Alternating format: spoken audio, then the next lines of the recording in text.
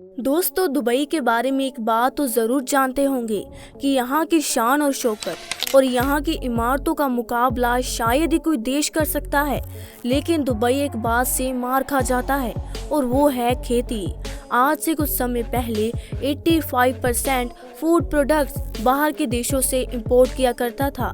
जी हाँ, क्योंकि इस रेगिस्तान इलाके में खेती पॉसिबल ही नहीं थी। लेकिन आपको जानकर हैरानी होगी कि दुबई में खेती होने लगी है। जी हाँ, बिना पानी की खेती होने लगी है।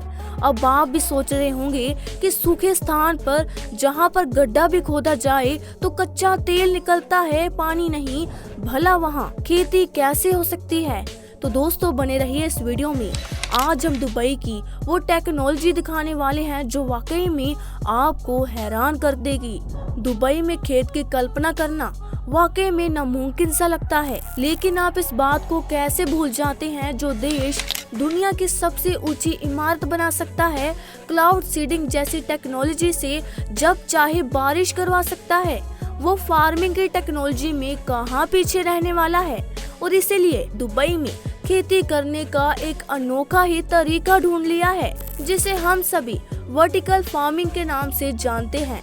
हाल ही में यूनाइटेड अरब एमिरेट्स, जिसका नाम आपने कई बार सुना होगा क्योंकि ये वो कंपनी है जो एयरलाइन इंडस्ट्री में लंबे समय से अपनी सर्विस देती आ रही है, उन्होंने हाल ही में यूएस कॉर्पोरेशन वन होल्डिंग के साथ टाई अप किया है ताकि वो दुनिया के अलमुक्तम इंटरनेशनल एयरपोर्ट पर दुनिया का सबसे बड़ा वर्टिकल फार्म एस्टैब्लिश कर सके, जिसके लिए दुनिया पूरे $40 मिलियन खर्च करने वाला है, या आप यूँ कह सकते हैं कि खर्च कर चुका है।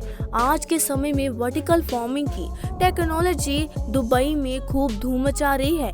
बस आप ये समझ लीजिए कि अब इस रेगिस्तान में टमाटर, प्याज, मिर्ची सब कुछ उगने वाला है।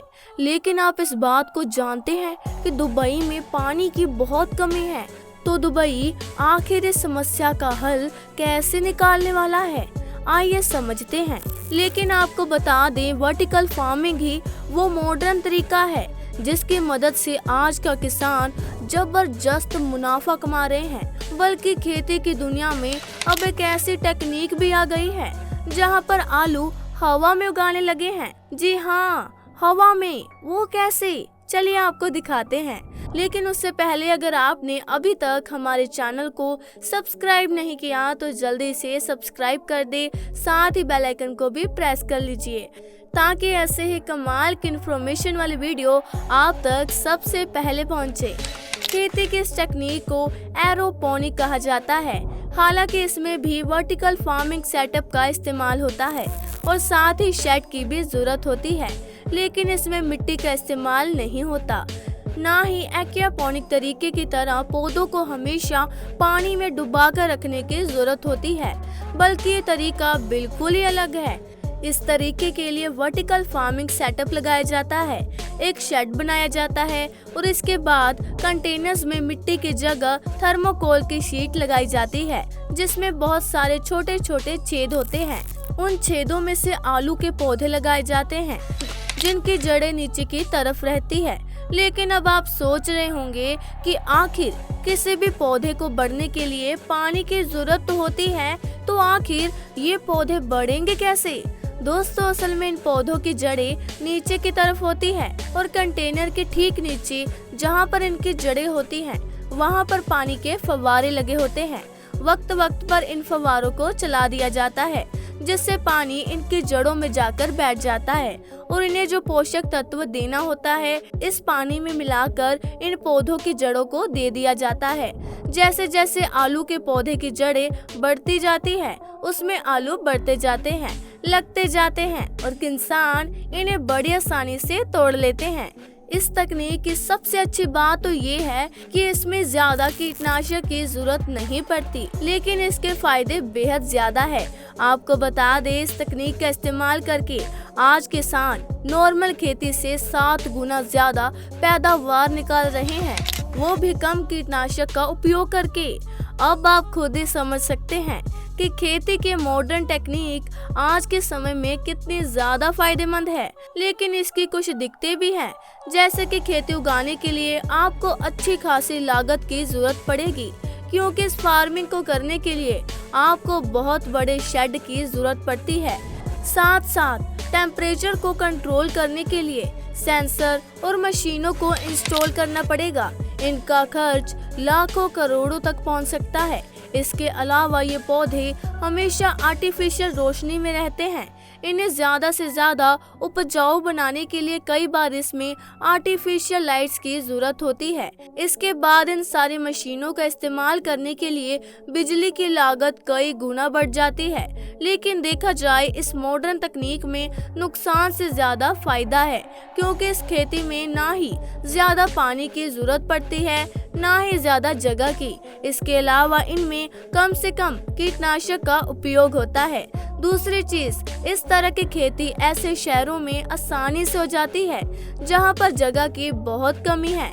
वर्टिकल फार्मिंग को जानने से पहले जरा इसकी कुछ तस्वीरें देख लीजिए, ताकि आपको समझ में आ जाए कि वर्टिकल फार्म दिखता कैसे है। इस तस्वीर को देखकर आपको इतना तो आइडिया लग ही गया होगा कि वर्टिकल फार्म्स होते कैसे हैं। इन वर्टिकल फार्म्स को तैयार करने के लिए एक बहुत बड़े शेड की जरूरत पड़ती है और उसे ऐसे बनाया जाता है जिसके अंदर टेम्परेचर किया जा सके। इस टेम्परेचर को कैसे कंट्रोल किया जाता है, इसके बारे में हम आपको आज बताते हैं। इस फार्म को तैयार करने के लिए शेड बनाने के बाद जमीन में 2 से 3 फुट गहरे गड्ढे किए जाते हैं। इसके बाद इनमें पाइप्स लगाए जाते हैं और फिर पाइप्स को लगाकर इनमें लंबे लंबे कंटेनर्स को वर्टिकल शेप में सेट किया जाता है। जैसा कि आप तस्वीरों में देख चुके हैं, हर कंटेनर के बीच अच्छा खासा गैप होता है। इसके बाद इस कंटेनर में मिट्टी डाली जाती है, लेकिन मिट्टी को इस कंटेनर में डालने से पहले मिट्टी का लैब टेस्ट किया जाता है, जिससे पता चलता है कि मिट्टी में क्या कमियां हैं। इसके बाद मिट्टी में कोकोपीट और वर्मी कंपोस्ट मिलाया जाता है और अब ये मिट्टी कंटेनर में जाने के लिए बिल्कुल तैयार है। आपको बता दें, कई लोग बिना मिट्टी के भी इस तरह के वर्टिकल फार्मिंग करते हैं, लेकिन उस पानी को हाइड्रोपोनिक्स या एक्वापोनिक्स कहा जाता है। उसमें मिट्टी की जरूरत बिल्कुल भी नहीं आती। खैर, फिलहाल मिट्टी डालने के बाद अब इस मिट्टी में पानी का छिड़काव मात्र किया जाता है और फिर पौधे का रूप दिया जाता है। लेकिन जैसा कि आप जानते हैं कि दुबई का तापमान खेती करने के लिए बिल्कुल भी अनुकूल नहीं है, तो इसलिए इस वर्टिकल फार्मिंग के तापमान को अनुकूल बनाने के लिए शेड में टेम्परेचर कंट्रोल किया जाता है। टेम्परेचर को कंट्रोल करने के लिए शेड के अंदर बहुत सारे फॉग मशीन लगाई जाती है। जैसे ही शेड के अंदर का तापमान बढ़ने लगता है, इसमें लगे ऑटोमेटिक सेंसर फॉगर मशीन को ऑन कर देते हैं, जिसके बाद पानी का फुहारा बरसने लगता है। इसकी वजह से शेड के अंदर का तापमान फिर से नीचे चला जाता है। जैसे ही टेम्परेचर स्टेबल होता है, ये ऑटोमेटिक सेंसर फॉगर मशीन को बंद कर देते हैं। बस इसी तरीके को अपनाकर आज के समय में दुबई में बड़े बड़े वर्टिकल फार्म्स बनाए जा रहे हैं और आने वाले कुछ सालों में शायद दुबई अब तक जो 85% फूड प्रोडक्ट्स दूसरे देशों से इंपोर्ट करता था, शायद आने वाले कुछ सालों में उसे इसकी जरूरत ना पड़े। बिल्कुल इसी तरह इजराइल के लोग भी अब वर्टिकल फार्मिंग को करके अच्छा खासा मुनाफा कमा रहे हैं। लेकिन यहाँ पर फर्क सिर्फ इतना है कि यहाँ के लोग शेड की जगह दीवारों का इस्तेमाल वर्टिकल फार्मिंग करने के लिए करते हैं। कारण सिर्फ इतना है कि इजराइल में खेती के लायक जमीन बेहद कम है। बस इसी समस्या का निजात पाने के लिए यहाँ के लोगों ने दीवारों पर वर्टिकल फार्मिंग करनी शुरू कर दी है। यहाँ के लोग दीवारों पर कंटेनर्स लगाकर हर तरह की फसल पैदा कर रहे हैं और अच्छा मुनाफा कमा रहे हैं। लेकिन इसी तरह इजराइल और दुबई की जैसे और भी कई देश है जो आज फार्मिंग की पुरानी पद्धति को छोड़कर वर्टिकल फार्मिंग की तरफ रुख करने लगे हैं और इस पद्धति में भारत भी अछूता नहीं। भारत का महाराष्ट्र राज्य का एक ऐसा राज्य है जहां पर वर्टिकल फार्मिंग अब शुरू हो चुकी है और कई किसान हैं जिन्होंने अपने खेतों पर वर्टिकल फार्मिंग करनी शुरू कर दी है। तो दोस्तों, खेती की इस मॉडर्न टेक्निक को देखकर आपको कैसा लगा, हमें कमेंट करके ज़रूर बताइएगा। और ये भी बताइएगा कि हमारे भारत में इस तरह की आधुनिक तकनीक से कहां कहां खेती हो रही है, और साथ ही अपनी राय भी हमें कमेंट सेक्शन में ज़रूर दें। यह जानकारी दूसरों से शेयर करने के लिए इस वीडियो को शेयर करें, फेसबुक पर, यूट्यूब पर, व्हाट्सएप पर।